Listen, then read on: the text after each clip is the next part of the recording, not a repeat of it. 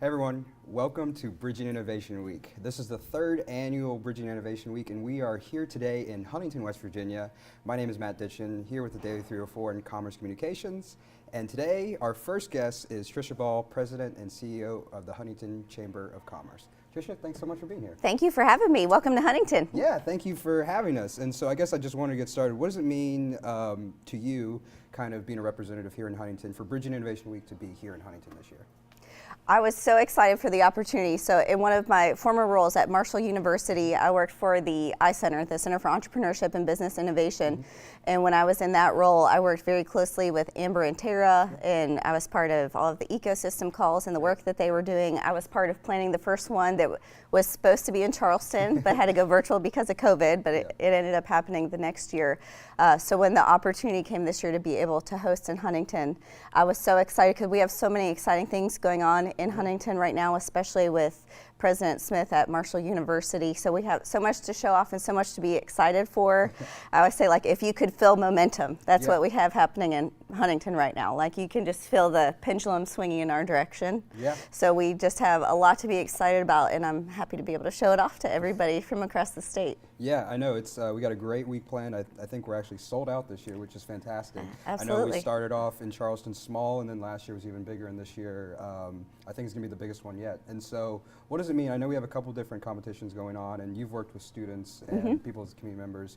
How important is it for events like these that allows entrepreneurs, business owners, students even, to network? Could you talk about, like, the importance of networking in the business kind of environment? Absolutely, and that's one of the things that we do at the Chamber. That's one of the things that are important to us. So we just finished a strategic planning process at the end of 2022, and we chose our 3 C's that we want to focus on, where we want to really prioritize. And number one of all of those is connecting people. Connecting community is our first C. So I think that's so important so that people could meet each other, and not only, I think there's so many benefits that can come from that, whether it's kind of feeding business to each other or if it's finding a business partner. In my work with entrepreneurs over the years, a lot of times, they can be really good at the science aspect, but they really need, somebody who's better on the business side to step in. And then there's other people who are really strong at the business side, but they maybe they have a fantastic idea and concept, and they need to find somebody strong on the tech side. So I think that networking is so important, so that you can figure out what people are working on and what's important to them, and then where you can add value and plug yourself into that. So I think these events are really important for that. And I love that we're bringing them all together. So before Bridging Innovation started, it was all of these different fantastic events, but they were all kind of spread throughout the state, and they were different weeks and different months. And I just love that we're bringing them all together under one roof, so to speak, so that they can all see each other and watch the different pitches. And I was just talking to somebody on my way in. They have high school students with Future Business Leaders of America, and they're going to allow them to watch the pitches of the adult entrepreneurs, so that they can see, like, okay, here's how you kind of work on your showmanship. And she said their content is fantastic, but it's nice to be able to emulate, like, somebody else on stage and see that you can't be what you can't see. So I think it's really important that they can see somebody that's 10, 20 years ahead of them. How are they doing these similar things? And obviously the investor portion is huge, and I know that'll be happening this week too, is finding your capital to be able to get your business started and to scale it. Yeah, great. And I know that, and you mentioned as far as the connecting aspect of Bridging Innovation, and then, like, all these events that normally happen, that this week is kind of combining together.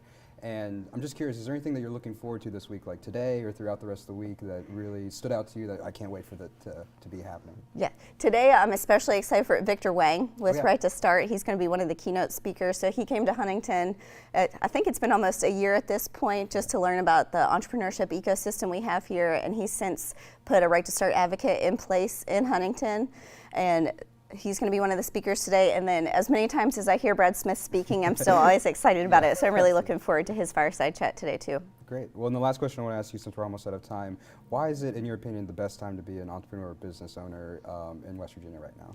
I think there are so many opportunities. I think for so long, West Virginia was kind of not on the map, and I think we're on the map. There are people actively choosing West Virginia. I know President Smith and President Guy have been going around to, Silicon Valley and Boston and all of these, Seattle, all of these cities where they're talking about West Virginia to people.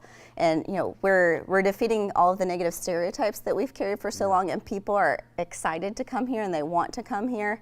And I think it's a great time to be an entrepreneur because all of these bigger businesses are coming here, which means more job opportunities are coming here, but also there's more opportunities for people to solve problems for them. So entrepreneurship to me is all about solving problems for people. So when you have all of these larger corporations locating here, they're going to have problems that need solved, and that's a great place for entrepreneurs to be right in the center of that. Yeah.